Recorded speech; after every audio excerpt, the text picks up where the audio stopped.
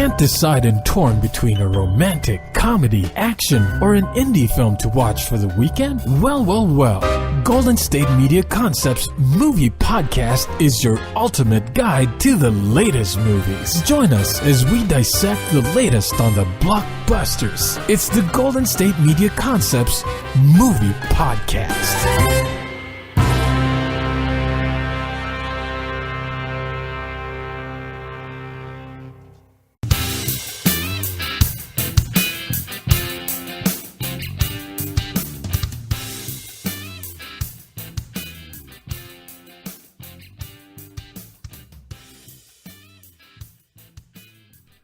Welcome to the GSMC Movie Podcast with your host, Ryan Holloway, brought to you by the GSMC Podcast Network to fulfill all of your podcasting needs. So, this is what we're going to do today.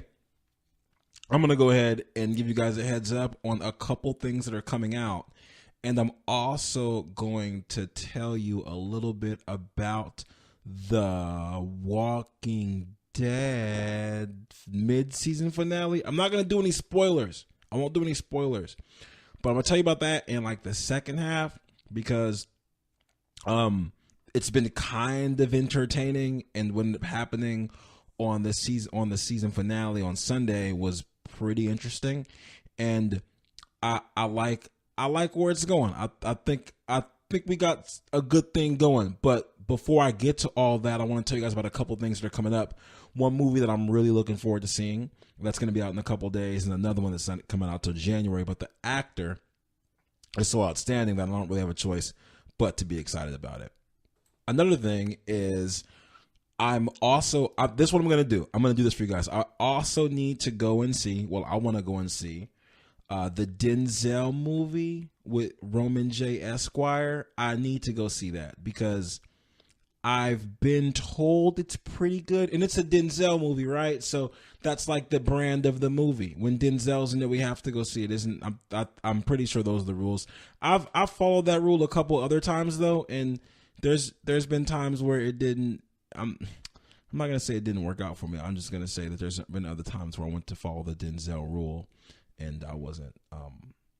I'm gonna say that, yeah. So this is where we're at with this. On December 15th, they have a remake of the movie Gotti coming out. Well, not a remake. They've already made the movie Gotti before. They made it in the 90s. But they're making it again. It's starring John Travolta. John Gotti was an organized crime boss who was the head of the Gambino family. And his rise of throughout the mafia lasted over the course of about 30 years, 3 decades, which is a really, really long time to be involved in organized crime. I myself, for one, I'm really into organized crime movies. I mean, I'm into crime movies as a whole, but it seems like the line, let me see. What's the word I want to say? Okay. The line of whether or not the movie is good is like so thin, right? Like there's no gray area for whether or not a mob movie is good or bad. I think there is a line, but it's really thin. Like there's no medium, there's no gray area. Like, it was okay. It's either great or it's bad. So I like that the pressure is really high, and I think I feel like it's gonna be a really good film. At first, before John Travolta played George Shapiro, one of OJ's lawyers, or one of the people on OJ's dream team, and FX True Crime Stories. Before he did that, I would have been like, John Travolta as John Gotti. I don't know. I don't really know how I feel about that. I'm not sure. But after seeing John Travolta play George Shapiro, I'm ready. He can do anything. I wasn't really aware that John Travolta could do anything. I thought John Travolta could just be like really cool John Travolta, which is kind of what I'm used to seeing. But I didn't know that he could play that type of character. So I'm impressed. I'm ready for it. The movie's rated R, of course. It's only going to be open. It's open in limited theaters. It comes out on December 15th. I'm looking forward to this being one of those mob movies that I can watch all the time. Like a Casino or like a Goodfellas, even Killing Me Softly, which isn't really a mob movie, it's an organized crime movie, but and to me, in my opinion, I think it's probably one of the most underrated. It's got Tony Soprano in it, who's actually James Gandolfini, and it's got Brad Pitt, and then it has Johnny Sack in it from Sopranos. I don't know the actor's real name, but he's in it too. It's a good movie, and I think it's pretty underrated. I can watch that all day long though, 100%. And I'm wanting Gotti to be one of these movies. I was reading some like early critic reviews on it, and people seem to not be as excited about it. But I don't know if that's because it's John Travolta or if that's just because they actually don't like the movie. Because I feel like I have an idea. There's a possibility that people might just feel like, hey, well, John Travolta shouldn't be playing that part. Just, because some people are haters. But I think that it's going to be a good way to show the range of an actor, because it's going to show him over the course of 30 years. So they're going to do all the aging, and all the makeup's going to be really good. And it's going to show his rise to the top from when like he was on the bottom all the way to get to the top. Because I believe at one point John Gotti like whacked the boss. So I'm excited about it. I really am, and I'm thinking that it's going to be a pretty solid movie. It's going to be out December 15th. I'm looking forward. You should be looking forward to it too. It's only going to be it has a limited release, so I don't know where I'm going to be able to see it at, but I'm going to find it and I'm going to review it just for you guys. I don't really know if it's going to be able to be reviewed really, because like you may already know what happens in the movie, but I'm not really. I haven't quite done a review on a documentary. Well, not a documentary, but a biography before. I haven't really done one of those. But hey, I'm gonna do it, and then you're gonna like it, and it's gonna be entertaining for all of us. Hooray! Next, we've got a movie coming out called The Commuter. It's going to be out on January 12th. I know that's a long time from now, and I get it. You're like, what? You're like, but Ryan, I'm going to be busy. I'm going to be busy involved in my New Year's resolutions by then. But Ryan, I'm going to be busy changing my life by then. Let me just go ahead and tell you something. If you're setting your New Year's resolutions right now, and a movie release is going to affect that New Year's resolution, I'm going to tell you right now to not even try. Just don't even. And I'm not even the type of person to tell somebody, hey, what your dream. I'm not the one to say, hey, your dream, it sucks and it's not going to work out. That's never me. I'm more the person to be like, hey, you can do anything. Like the Reading Rainbow commercial. You can do anything, like whatever. Just open the book, take a look, Reading Rainbow. But if a movie that's coming out on the 12th is going to affect your resolution that you're planning now, I'm going to need you to just not even try. Don't waste anyone's time sending out text messages and making a Facebook post about your New Year's resolution, because it's probably not going to work out for you. If that sounded really negative, I'm sorry, but that's just where we're at right now, and you're going to be okay. Anyway, the movie come out. It's called The Commuter. That's Liam Neeson, who can do anything. He's a commuter on a train. He's an insurance salesman. Yes, they made him sell insurance to give you the idea of him being the most ordinary, regular person like available to you. They just made him insurance salesman guy. Like, hooray, he's insurance salesman guy. Like, someone tell you they should sell insurance, you're like, okay, cool. Like, you're not like, that's terrible. You're not like, oh, that's great. You're just like, oh, that's cool. Like, I can trust you, kinda, So he's an insurance salesman. That's on a commuter train. He sees a woman on the train that he's never seen before. She gives him some instructions, tells him there's some money in the bathroom, and he has to, go find someone on the train. He accepts this request innocently. Then he ends up in some trouble. He ends up in something that's going to affect the lives of everyone on the train. And here's my thing with Liam Neeson. Now, there's certain actors that do certain things, and you're like, oh my God, again? Like, again, dude? Like, you're going to do this again? But it seems like Liam Neeson is perfect for these type of movies. Like, he was on the plane one where he was stuck on a plane, had to get things figured out, and it was called Nonstop. He was on Nonstop. They had to find out who the terrorist was on the plane. Liam Neeson was in charge to find out who that was, and everyone's always against him. And then in Taken, everyone's against him. Well, let me think. In the last Taken, yeah, everyone's against him, even when he had to go to like Lithuania and go like rescue his daughter or whatever. Like, but he's perfect for playing these parts. His accent, fighting style, his Liam Neeson swag, I'm all 100% for it. I'm very much looking forward to it coming out. Also, when they put Liam Neeson in these movies, they make them great because the action and cinematography is always really good. It's not like he's just standing there fighting someone and or have just a level screen with no change. They always make him seem like he could give Bruce Lee hands. They always make it seem that way. Always. I'm 100% for it. It looks really mysterious too. It's got that whole he's being led by someone thing. A lot of the times when we see Liam Neeson, it's because he's doing something because he knows what he's doing. But in this situation, he's like taking directions from somebody, which is kind of like, would that be in Taken 2? Well, he calls people all the time and finds out where they're at, and then he goes and kills them. We've seen that multiple times, but this is a situation where he's not really in control of the situation. He's got to basically follow directions, and he doesn't like it. He's not having a good time. So I'm all for it. I think it's going to be a good movie. It's going to be really solid. He's on a train, and actually in the preview, here's the thing. I'm gonna tell you guys this. And this isn't a spoiler because this is in the preview. He gets one of the phone calls he gets, and he's like, "Yo, I'm not doing that for you guys. Kick rocks. I don't want anything to do with you. You need to go somewhere else with that. Don't call my phone anymore. Don't call my phone.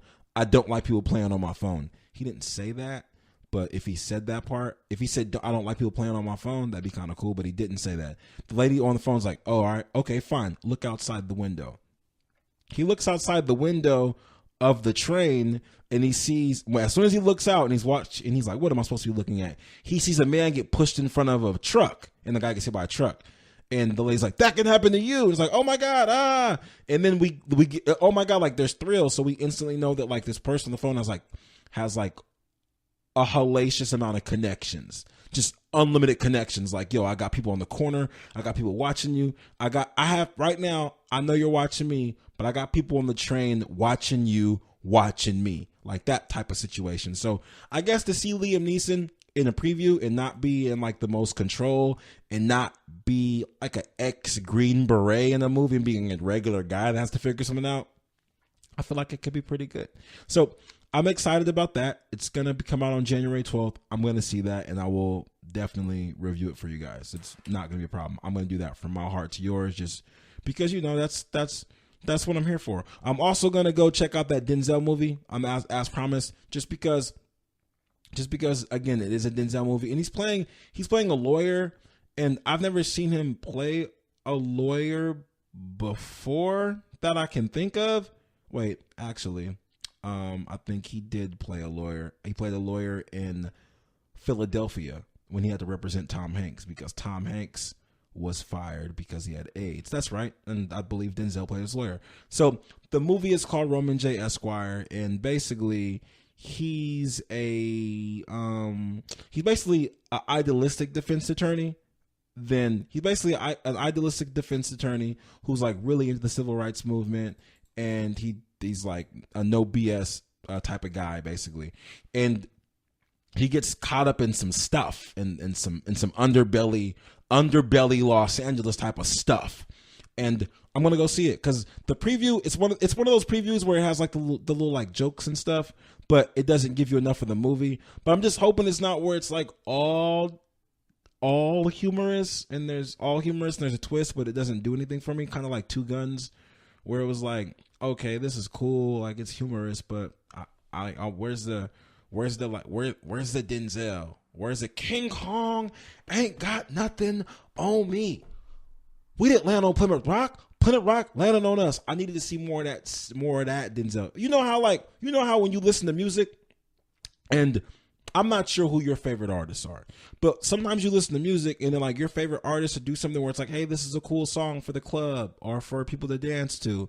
And then they do a song and then there's a song that you listen to when you're in the car and only you get it. You're like, oh my God, these lyrics are incredible. Like this song is speaking to me. Like some songs are for entertainment and some are for like intrinsic value. You know what I mean? Does that make sense? Just not good. Jay-Z does that a lot. Like, Jay-Z does it a lot where it's like, okay, this song is cool, like Big Pimpin', yay, like whatever, like it slaps, great. But he makes a song like Soon You'll Understand.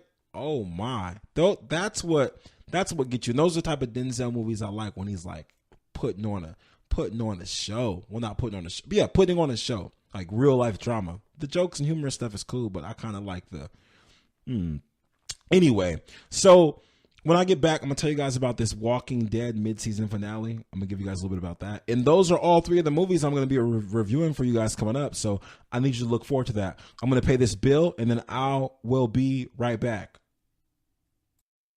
Tired of searching the vast jungle of podcasts? Now listen close and hear this out. There's a podcast network that covers just about everything that you've been searching. The Golden State Media Concepts Podcast Network is here. Nothing less than a podcast bliss with endless hours of podcast coverage. From news, sports, music, fashion, cooking, entertainment, fantasy, football, and so much more. So stop lurking around and go straight out to the Golden State Media Concepts Podcast Network. Guaranteed to fill that podcast itch. Whatever it may be. Visit us at www.gsmcpodcast.com. Follow us on Facebook and Twitter, and download us on iTunes, SoundCloud, and Google Play.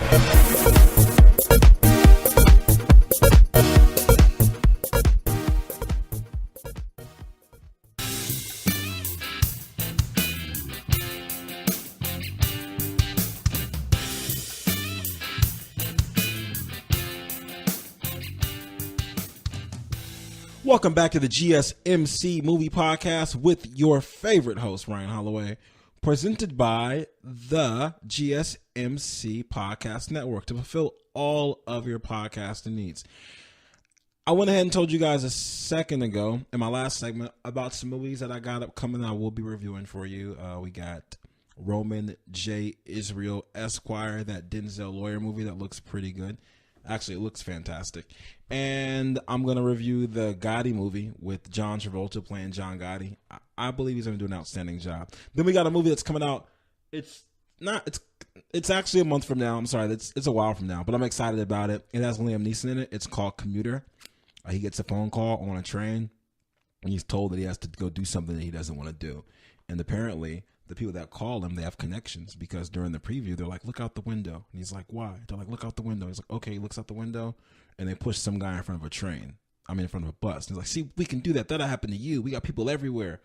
You on the phone talking to me, watching me, but I got people on the train watching you, watching me. That type of stuff. So it's going to be a good movie. As promised, I told you guys I'm going to go ahead and do this little, I'm going to do a review, I want to do a review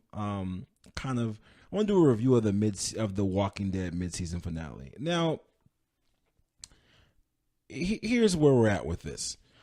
I'm not gonna give away a spoiler. I'm not gonna say anything that's gonna make you not want to watch it. That's what we're gonna do. I'm gonna say something, but it's not gonna make you. I'm not gonna give anything away. I will tell you this: someone's gonna take one for the team. That's all you need to know. And where we're at with this is, I'm gonna have this conversation as though that you guys have saw the last 2 episodes leading up to this one, because that means you would have watched it in the last 2 weeks. But if you haven't watched in the last 3 weeks, then you probably wouldn't be listening to me tell you about it then, right? Or maybe you will be, because I can verbally illustrate things so well. So here we go. This is where we're at. We got in a situation where, you know, how this whole thing started with them trapping the Negan's like tribe, the whole crew inside of that warehouse, right, in the sanctuary. And you know what's interesting is that now that I think about it, this has went over the course of, I don't know, like 8 episodes maybe. How long has this been on? It's December now. I want to say it came back on in October. Jeez, I don't know where this. I don't know. Now that I think about it, nothing really happened in the whole season. Like, they trapped him, then they got out, because what Rick had this massive plan, right? What they were going to do, they were all going to be trapped in this sanctuary. They were going to trap them there. They were good. They had a whole bunch of walkers all over the sanctuary. They were all set, right? And then Rick was like, all right, cool. We're going to take a whole bunch of pictures. We'll take pictures. I'm going to go show the garbage people. You guys know the people that live in the dumpsters and the dump over there, the weirdos. Rick was like, I'll go show them, and then they'll come with me. And then when they come with me, then I'll show them, and then we'll make Negan and them surrender, and we'll be good. Like, everything's gonna be great. Rick goes through all this trouble to go to the garbage people, and the garbage people are like, yo, we don't like you, so you got to fight. And they end up like almost killing Rick. Rick almost dies fighting with the garbage people and all this stuff. This is over the course of like a couple episodes. But there's a disagreement when Daryl and Rick kind of like get into a fight. Like, yo, if they're all inside of that warehouse already, let's just crash the truck into the wall. Let's just crash the truck into the building. All the walkers go in there, they'll eat them, and then we could be good. Rick's like, nah, I got a plan. And I can't front. I'm not gonna jump sides. I completely agree with Daryl. I was like, yeah, while they're in there, you should just treat them like fish in a barrel and just finish this whole thing. Rick's like, no, I want everyone to surrender. It's gonna be great. It's gonna be this masterful task, right? Daryl and Rick get into a fight, and people go different ways, and then Michonne and Rosita don't agree. So Daryl and this other girl, they just decide, hey, we're gonna crash the truck into the wall. All the walkers walk in. Fine. What happens? They crash the truck into the wall. All the walkers go into the sanctuary, and Negan and all of them escape. Then Negan and all his boys, they go to all the neighborhoods. They go to the Kingdom. They go to the Hilltop. They go to Alexandria. They go all these places. They're like, yo, you guys try to kill us. What's going on? This is unbelievable. I can't believe you guys really try to do this to me. And then some stuff happens. Somebody takes one for the team. And now we're in a situation where they're battling, but no one really has a home. So, Alexandria is, sorry if this is a spoiler, Alexandria is all blown up. And the Hilltop, the Sanctuary people said they're going to go live at the Hilltop now. And the Kingdom people escaped, and they got in. The Sanctuary people, the saviors, they have Ezekiel, like they have him now. So this is now we're just back at where we were at last time. And I get it. Like, this is the mid-season finale. So we're off, and it's off now to be back in January, which, I mean, I guess I get that because, I guess for ratings sakes, like you don't want, I'm going to say the next 2 Sundays. Well, this coming Sunday isn't anything, but the next 2 Sundays are going to be New Year's and Christmas. So, I mean, it makes sense. You want people to like sit in front with as their whole team and their families to watch people eat zombies. I mean, watch zombies eat people. It's supposed to be a gathering for everybody to watch it. So I get it. That's fine. So I understand the whole mid-season break. I'm hoping this mid-season break I'm hoping that it's worth it, because right now we're kind of back at where we were at before. It's kind of where we were at before. Remember when the saviors came to Alexandria and then they ran off and the tiger attacked and they got all ready to go to war. And then Rick and the Hilltop and Alexandria and the Kingdom, they all went to the saviors. Boom, boom, boom, knocking on the door, took out the guns. Hey, Lolo, we're ready to fight. And they get trapped and all the stuff, right? And now it's like, okay, we're back where we're at. Nobody really has a home anymore. Everything's destroyed. There's a hole in the sanctuary, and Negan is walking around Alexandria looking for Rick and all the people. So we're back at where we're at. This massive civil war between Rick and his gang, and then the saviors. And I'm kind of at a point where I don't know how much longer this could go on, because I don't know. I mean, for the person that took one for the team, I feel like if they took one for the team, then we're going to have another character that's going to, I guess, be a staple now. Because I'm not really sure how I feel about us just this ongoing civil war. Even when it was Rick versus the general. I mean, the colonel. Was it the general or colonel? The governor. It was the governor. Even when it was Rick versus the governor, that eventually ended. But this Negan thing, how long has this been going on for? A year? It's been going on for a year. It's been going on for 1 year, I want to say. Wait, has it been a year? Because they caught them, and then when did they introduce Jeffrey Dean Morgan? I want to say they introduced him last year, right? So yeah, it was last year. It was because Glenn's eye was hanging out. It was gross. So like, this has been going on for a year now, and with all these breaks, I'm kind of feeling like you guys are dragging this out for a while, and I'm ready for something new. I don't really know how you make it. If you can make it where Rick and Negan are friends or what's going to happen. But this next thing has to be, it's got to be really jubilant. Because when you guys opened it up, I was like, oh my God, this is crazy. They're going to war. War. And now it's like, oh, it's war, and they're still at war, and it's not. We're not having any like awesome dialogue or any incredibly intrinsic conversations or thoughts anymore. It's just war. It's just war, basically. It's war, and I'm not happy with the way this season mid-season finale ended. Maybe I'm just turned off because they called it finale. Maybe that's my problem. Maybe I'm being too analytical and I'm focused too much on that part. But for the preview for the next season, they show one of the characters like burying a cross because someone took one for the team, and it does get pretty. I'm gonna say that things are getting. One thing I will admit is that people are finally reached their breaking points. Like Maggie put a bullet in somebody. It was a nobody character from the Saviors, but I've never seen Maggie put a bullet in someone. And for her to lose like her nurturing attitude, because she's always had like this nurturing attitude ever since Glenn like basically abducted her from her father. Not abducted her, but took her from that farm or whatever. And so since then it's been like she's been like, oh, I'm Maggie and I'm cutesy wootsy, like ultra nurturing and not really taken seriously as like a force, right? But she blew somebody's brains out, so I guess they're showing her savagery growing. So maybe that's where we're going with it. I'm hoping that